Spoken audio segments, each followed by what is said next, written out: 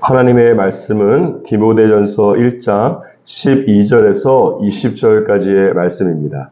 저와 여러분이 한 목소리로 읽도록 하겠습니다. 나를 능하게 하신 그리스도 예수 우리 주께 내가 감사함은 나를 충성되이 여겨 내게 직분을 맡기심이니 내가 전에는 비방자요 박해자요 폭행자였으나 도리어 긍휼을 입은 것은 내가 믿지 아니할 때에 알지 못하고 행하였음이니라. 우리 주의 은혜가 그리스도 예수 안에 있는 믿음과 사랑과 함께 넘치도록 풍성하였도다. 미쁘다 모든 사람이 받을 만한 이 말이요 그리스도 예수께서 죄인을 구원하시려고 세상에 임하셨다 하였도다. 죄인 중에 내가 괴순이라. 그러나 내가 긍휼을 입은 까닭은 예수 그리스도께서 내게 먼저 일체 오래 참으심을 보이사 후에 주를 믿어 영생 얻는 자들에게 본이 되게 하려 하심이라.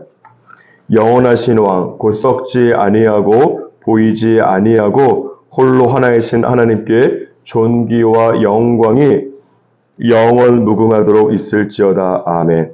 아들 디모데야, 내가 내게 이 교훈으로서 명하노니 전에 너를 지도한 예언을 따라 그것으로 선한 싸움을 싸우며 믿음과 착한 양심을 가지라. 어떤 이들은 이 양심을 버렸고 그 믿음에 관하여는 파선하였느니라.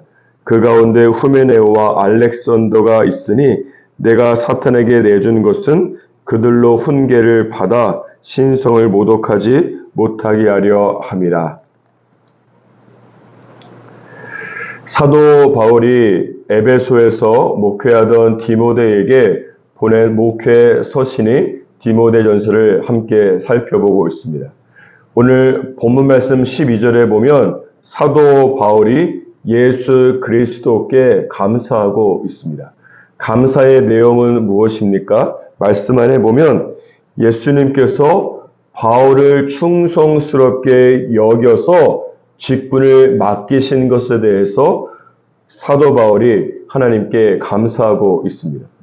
이 구절을 메시지 영어 성경으로 보면 예수 그리스도께서 위험을 무릅쓰고 바울에게 직분을 맡겼다라고 번역되어 있습니다.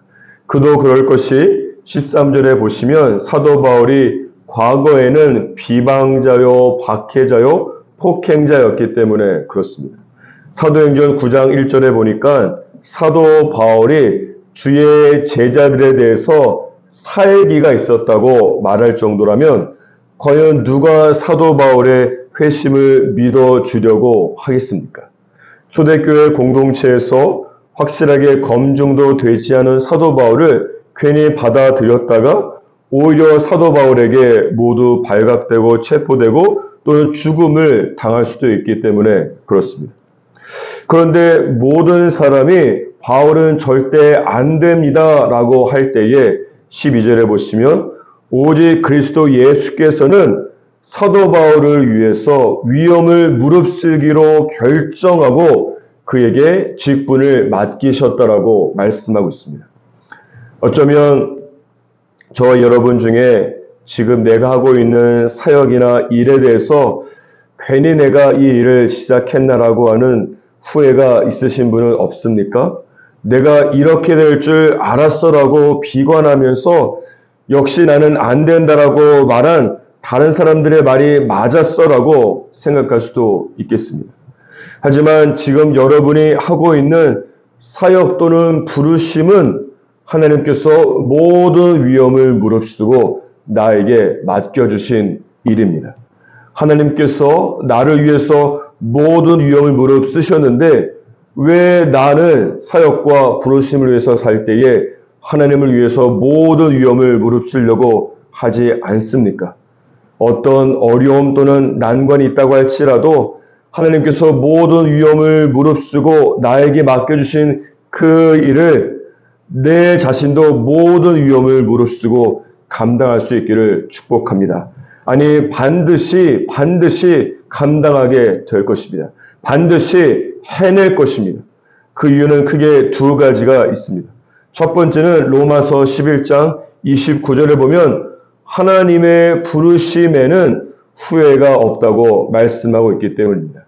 두 번째로 오늘 본문 말씀 12절 전반부에 보시면 그리스도 예수께서 나를 능하게 하셨다고 말씀하고 있기 때문입니다. 이것은 예수님께서 내가 능력이 있기 때문에 나에게 직분을 맡긴 것이 아니라 예수님께서 먼저 나에게 직분을 맡기시고 그 후에 그 직분을 감당할 능력을 주신 것을 말씀하는 것입니다. 그러므로 오늘 본문 말씀 12절과 같이 나를 충성되이 여겨서 내게 직분을 맡기신 하나님께 감사하면서 나도 모든 위험을 무릅쓰고 하나님을 위해서 하나님의 부르심과 하나님의 일과 이 모든 것들을 감당할 수 있는 저와 여러분이 되기를 주님의 이름으로 축복합니다. 다시 본문 말씀으로 돌아와서 15절을 보시면 그리스도 예수께서 죄인을 구원하시려고 세상에 임하셨다고 말씀하고 있습니다. 그러면서 15절 마지막에 보니까 사도 바울은 내 자신이야말로 죄인 중에 괴수, 가장 악한 죄인이라고 고백하고 있습니다. 그리고 16절에 보면 사도 바울은 나 같은 죄인 중에 괴수가 구원받은 이유 중에 하나는 무엇인가 하면 아무리 악한 사람이라도 구원받을 수 있음을 본을 보이기 위함이라고 말씀하고 있습니다. 여기에서 바울이 본이 된다는 것은 영어 성경으로 보면 예시 또는 모범을 뜻하는 example이라고 하는 단어가 사용되고 있습니다.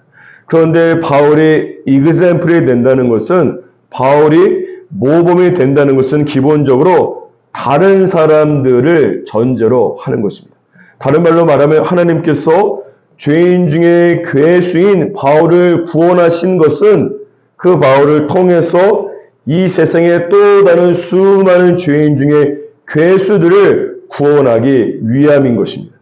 이것을 통해서 알 수 있는 것은 무엇인가 하면 하나님께서 바울을 바라보실 때는 바울 한 사람을 보실 뿐만 아니라 바울을 통해서 하나님께 돌아올 수많은 사람들 또한 동시에 보시고 있다는 것입니다. 이것은 창세기 12장 3절에서 하나님께서 아브라함을 축복하시고 땅의 모든 족속이 아브라함을 통해서 복을 얻게 되는 것과 동일한 영적 원리입니다. 따라서 하나님께서는 아브라함도 그렇고 바울도 하나님의 축복을 받는 축복의 종착역이 아니라 축복을 다른 사람들이 흘려보내는 축복의 영적인 유통자가 되기를 원하시는 것입니다. 사랑하는 여러분, 여러분은 어떻습니까? 베드로전서 3장 15절에 보면 너희 속에 있는 소망에 관한 이유를 묻는 자에게는 대답할 것을 항상 준비하라고 말씀하고 있습니다. 바울은 그의 인생 중에 다메섹 도성에서 예수님을 만나서 예수 믿는 사람을 핍박하는 인생에서 사람들에게 예수를 믿게 하는 인생으로 변한 하나님과의 스토리를 가지고 있는 사람입니다.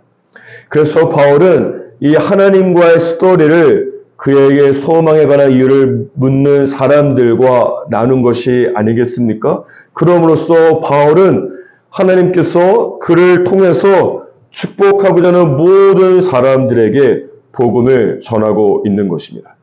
여러분은 하나님과 어떤 스토리를 가지고 있습니까? 하나님께서 여러분을 바라보실 때에 여러분을 통해서 주님께 돌아오게 될 수많은 사람들 또한 동시에 바라보고 계십니다. 그 사람들은 하나님께서 여러분에게 맡겨주신 사람들인 것이에요. 하나님께서 여러분에게 주신 놀라운 축복을 그 사람들에게 흘려보내는 축복의 유통자로, 복음의 유통자로 살아가시기를 주님의 이름으로 축복합니다. 다시 본문 말씀으로 돌아와서 18절 이하의 말씀을 보시면 사도 바울은 디모데에게 크게 두 가지를 권면하고 있습니다. 첫 번째는 선한 싸움을 싸우는 것이고 두 번째는 믿음과 착한 양심을 가지는 것입니다. 선한 싸움은 당시에 성도들 사이에 있었던 다른 교훈과 또는 다른 복음으로부터 에베소 교회와 성도들을 지키는 선한 싸움을 말씀하는 것입니다. 다른 교훈이 여러분 교회 안에서 통용되는 이유는 무엇이겠습니까? 이것은 이 다른 교훈과 다른 복음이 아주 100% 완전하게 예수 그리스도를 부인하는 것이 아니라 예수 그리스도를 말하면서 슬쩍 다른 거짓 메시지를 섞거나 뒤틀어버리기 때문에 그렇습니다. 예를 들면 20절에 기록된 이 후메네오라고 하는 사람은 예수 그리스도를 말하면서도 성도들이 몸으로 부활할 것을 부인하였습니다. 사도신경 이 마지막 부분에 어떻게 기록되어 있습니까? 죄를 사해 주시는 것과 몸이 다시 사는 것을 믿는다라고 고백하고 있지 않습니까? 그런데 후메네오는 무엇보다 사도신경의 가장 마지막 부분인 몸의 부활을 부인하고 있는 것입니다. 이것은 후메네오가 이 영만을 중요시하고 몸과 같은 육체는 악한 것으로 생각하는 영지주의 이단이기 때문에 그렇습니다. 따라서 하나님을 믿는 것도 중요하지만 성경에서 계시하는 하나님을 올바로 믿는 것이 더욱 중요합니다. 하나님을 믿지만 후메네오 같이 성경에서 계시하지 않는 나만의 잘못된 하나님을 믿을 수 있기 때문에 그렇습니다. 그러므로 가장 기본적이면서도 가장 중요한 것은 무엇인가 하면 하나님의 말씀인 성경을 부지런히 읽고 묵상하고 공부하는 것이 중요합니다. 이런 면에서 디모데후서 3장 16절에 보면 모든 성경은 하나님의 감동으로 된 것으로 교훈과 책망과 바르게 함과 의로 교육하기에 유익하다고 말씀하고 있습니다. 저와 여러분의 믿음이 작은 이유는 무엇인가 하면 하나님을 믿기는 하지만 성경 안에 기록된 정말로 위대하시고 크신 하나님을 경험하지 못했기 때문에 그렇습니다. 그 크신 하나님을 성경 안에서 잘 모르기 때문에 그렇습니다. 저와 여러분의 믿음이 예수를 말하기만 하면 쉽게 이단에 흔들리고 유혹받는 이유는 무엇인가 하면 성경 안에 기록된 하나님을 알기는 하지만 하나님에 대한 지식이 피상적이고 파편적이기 때문에 그렇습니다. 하나님에 대해서 다른 사람들이 말하는 신앙 서적은 정말로 많이 읽지만 하나님에 대해서 하나님께서 직접 쓰신 성경책은 읽기 싫어하기 때문입니다. 그러므로 오늘부터 내 안에 그리고 교회 안에 다른 교훈이 들어오지 않도록 성경을 통해서 하나님을 아는 지식에서 부지런히 자라가시기를 주님의 이름으로 축복합니다. 사도 바울은 두 번째로 디모데에게 믿음과 착한 양심을 가지라고 권면하고 있습니다. 양심은 성령 하나님께서 사람에게 역사하시는 거룩한 영적인 영역입니다. 하나님께서 모든 사람 안에 있는 양심을 통해서 말씀하시는 것이 그렇기 때문에 예를 들어서 사람이 하나님의 말씀의 궤도를 벗어나면 자동차 안에 있는 센서가 삐 소리를 내면서 작동하는 것처럼 양심이 소리를 내게 되어 있습니다. 불안하고 죄책감이 들고 아무런 일도 없고 누가 뭐라고 하는 사람은 없지만 평안이 없게 되는 것이 이런 면에서 사도 바울은 무엇보다 디모데에게 그의 양심을 통해서 말씀하시는 성령 하나님의 음성에 귀를 기울이라고 말씀하고 있는 것입니다. 그럼에도 불구하고 양심을 통한 성령의 음성을 무시하고 살아가는 것은 차선을 벗어났음을 알리는 자동차의 삐 소리를 무시하고 자동차의 센서를 무시하고 운전하는 것이기 때문에 자동차 사고가 일어날 수밖에 없는 것입니다.